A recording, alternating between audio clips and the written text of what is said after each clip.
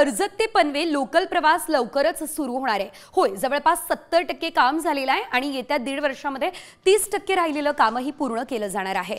सिडकोच्या हद्दीतील 27 railway station आहेत, मात्र अनेक अडचणींमुळे ही सर्व रेल्वे स्टेशन्सची देखभाल रेल्वे प्रशासनाकडे हस्तांतर केली जाणार आहे आणि याच मागणीसाठी या आठवड्यामध्ये बैठक सुद्धा होणार असल्याचं कळतंय।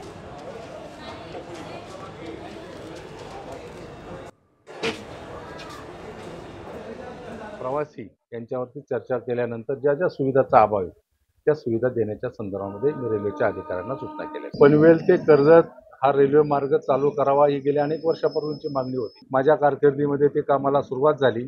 आता जवळपास 70% काम पूर्ण झालेले आहे। 30% काम बाकी आहे, ते काही कालावधीमध्ये पूर्ण होतील आणि या मार्गावरती प्रवाशांच्या सोयीसाठी फास्ट ट्रेन असेल, लोकल सेवा असेल, हे देण्याचं काम रेल्वे विभागाच्या माध्यमातून केलं।